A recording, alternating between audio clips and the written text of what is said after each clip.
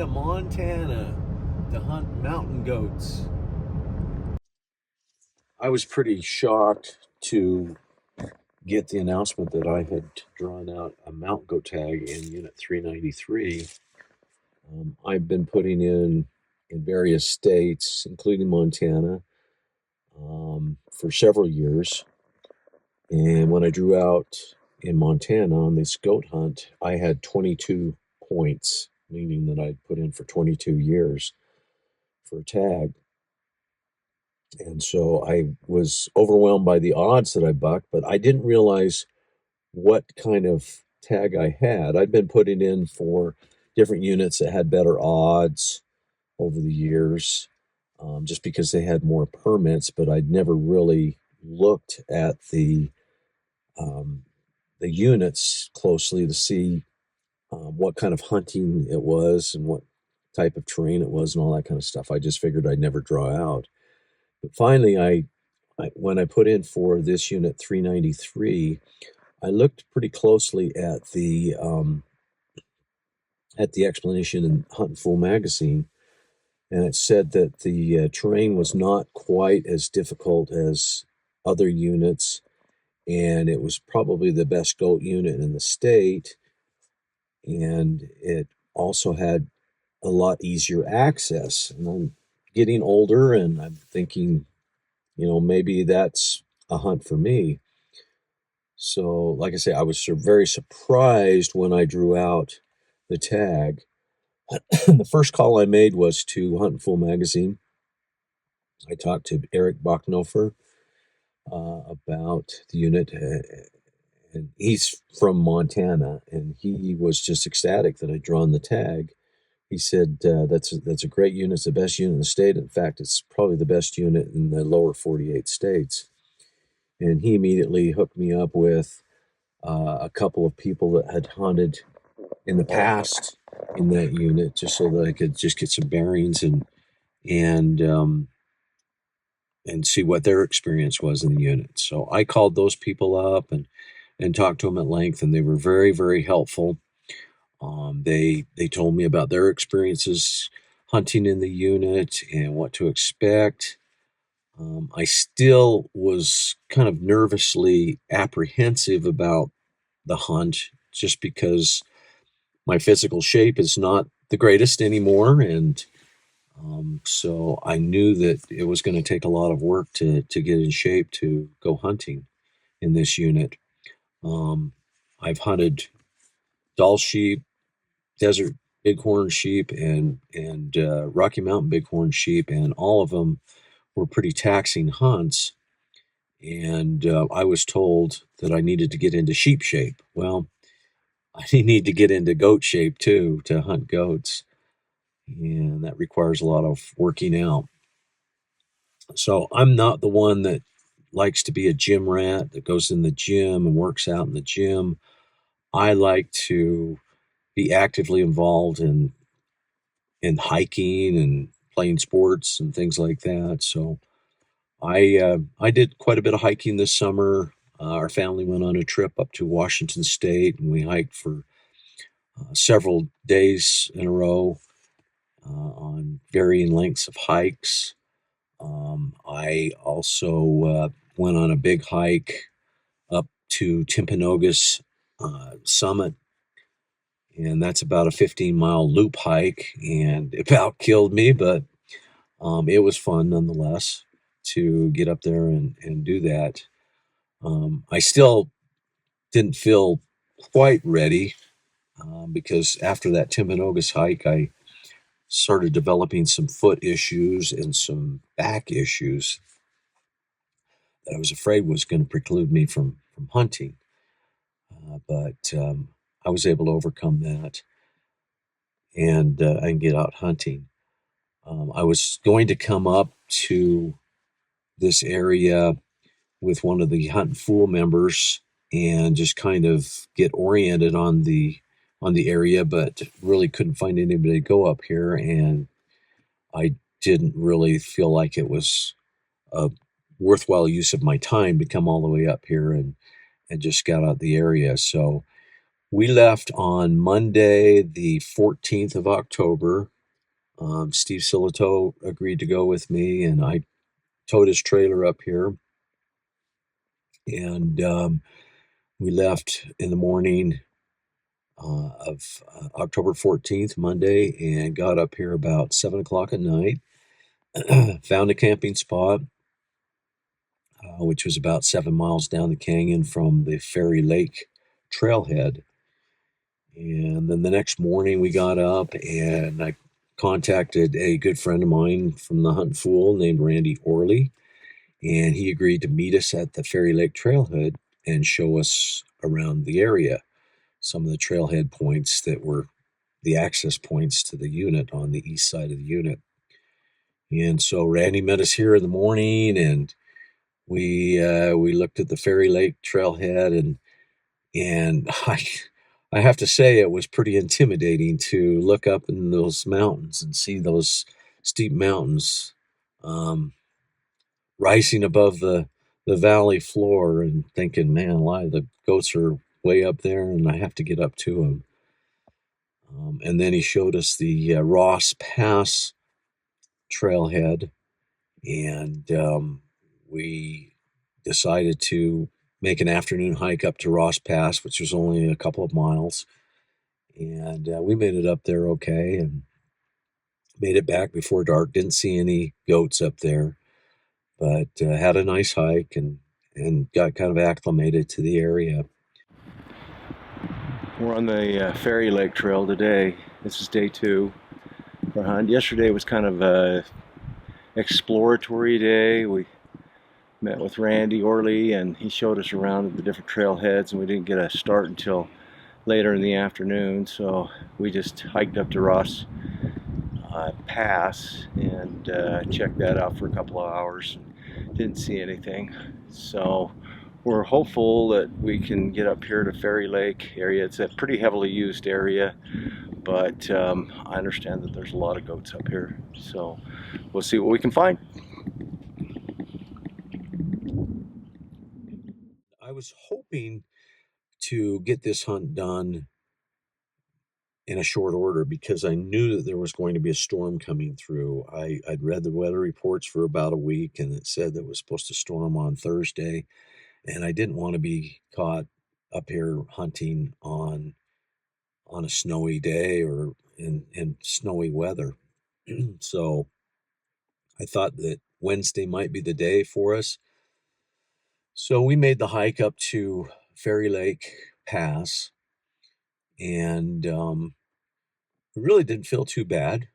It was really windy up on top. We ran into a single solo hiker, and it was a lady, young woman, and we asked her if she'd seen any goats, and she said she saw a couple of them down in the lower reaches on the west side of the range, the Bridger Range, but she hadn't seen any otherwise.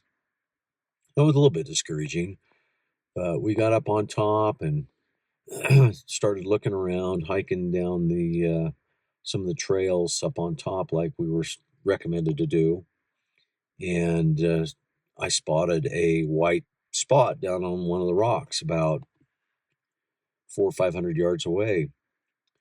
And I put some binoculars out, and sure enough, it was a goat. And I got my hopes up high that it was a lone Billy, and so we watched it for a little while, and got a little bit closer to it. And the closer we got to it, we noticed it was kind of looking like it was laying weird on the rocks, but we closer I took a closer look at it, and it turned out to be a nanny and a kid. The kid was laying right next to the nanny, so it's a female with a kid laying right in front of it. Thought it looked a little funky over there, but I can see it good here.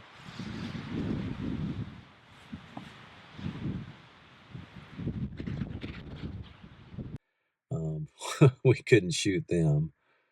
So we just let them go by. And that was kind of a letdown to see that, because that would have been an easy pack out, and that would have been an easy approach for us to get it out of there.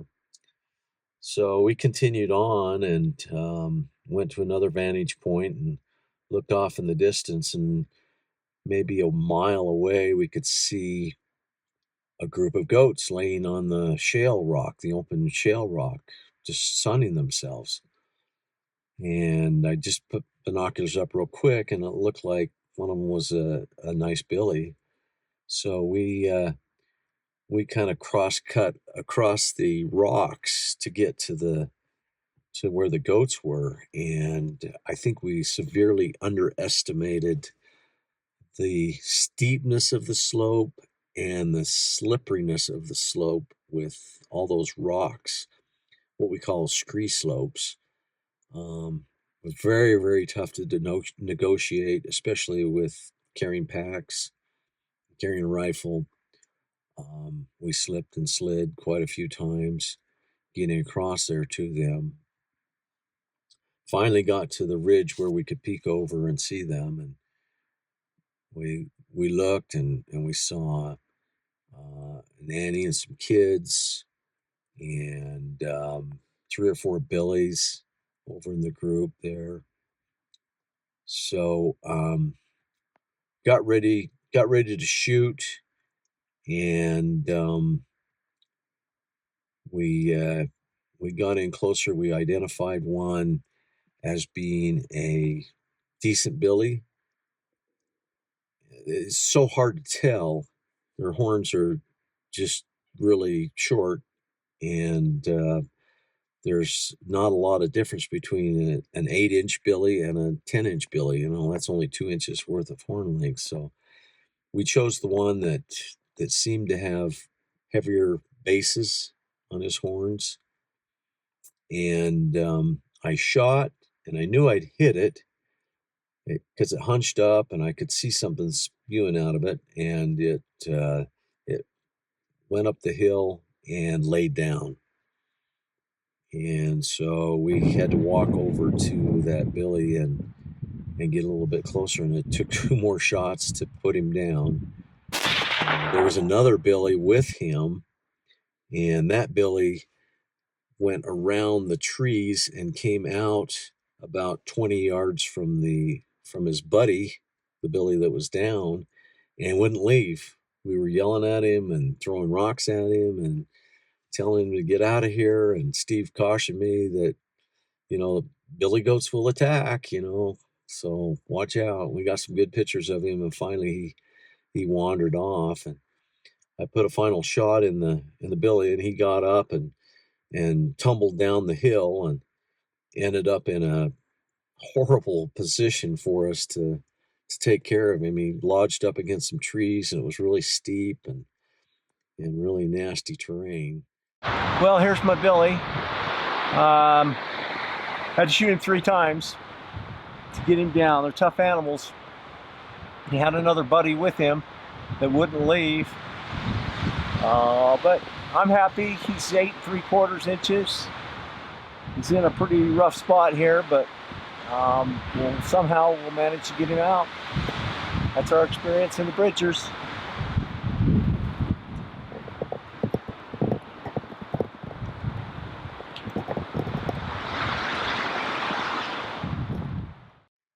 So after some pictures, we got to work at caping it out and boning out the meat.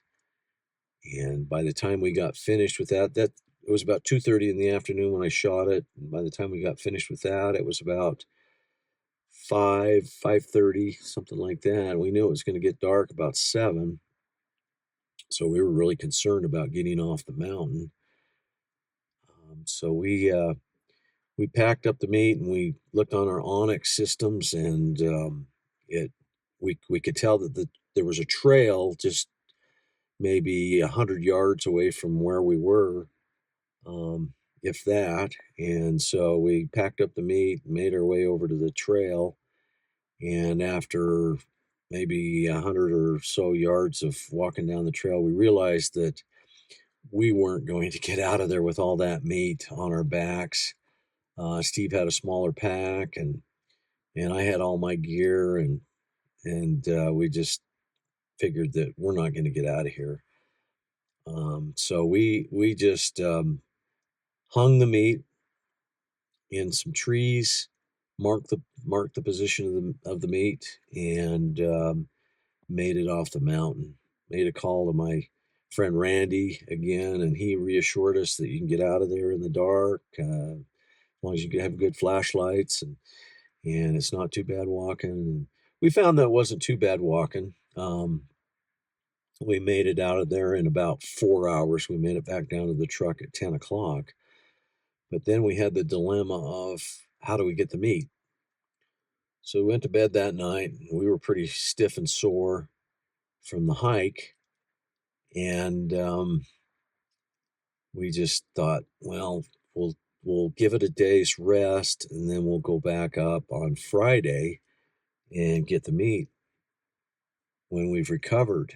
We got up the next morning, and the weather had changed. It started snowing, and the weather was really turning. And so I started contacting people that I knew from Huntin' Fool and Randy, and worked with them and tried to get them to come up with some alternatives for picking up the meat, whether it be horses or young guys or somebody to go in there that would be willing to go in there and pick up the meat.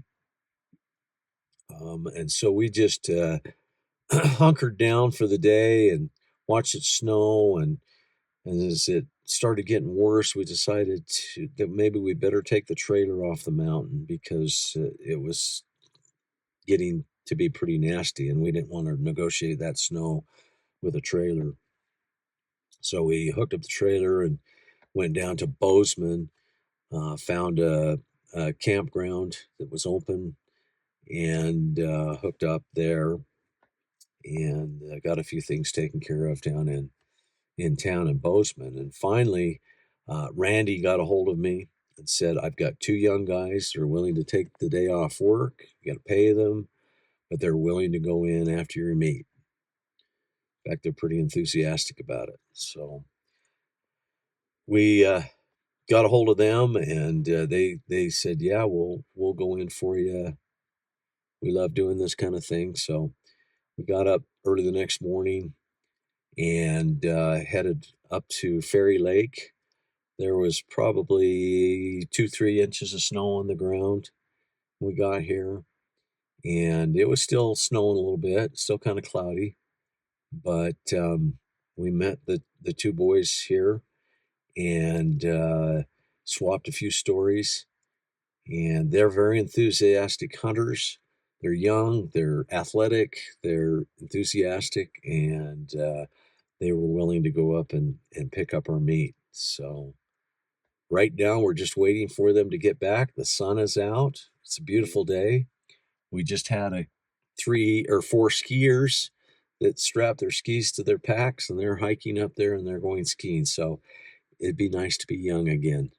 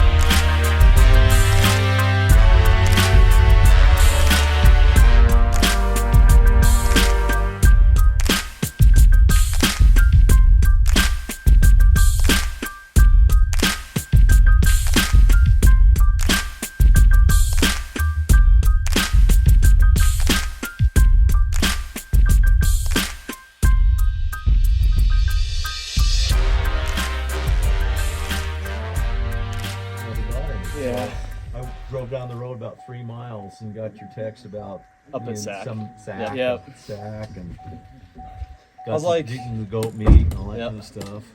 So, Oof, man, that's a hike. That's a hike, isn't it? It was That awesome. first part right after we got the meat was just, Oh yeah, you went up. Yeah, and then like we got up to the top and it cleared up and it was just a straight inversion.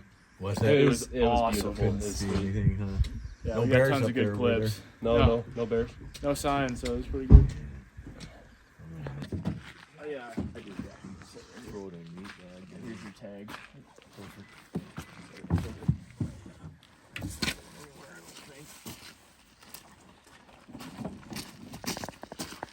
So did you take all the meat? Yeah.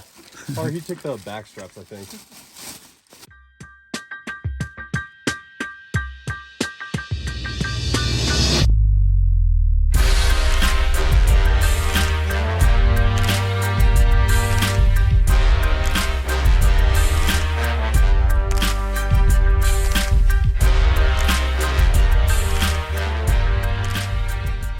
Other people, just other recreationists running into him, which he used to Really? not have that in the Bridgers. You know, he had some people walking dogs that interrupted his hunt and they spooked the goat off. You know, So we were up there on Wednesday, and that was the least busy day. So we were fortunate to take it on Wednesday. it's like he lost a tooth, Oh, is that right? or maybe that was just a nod. Oh, yeah.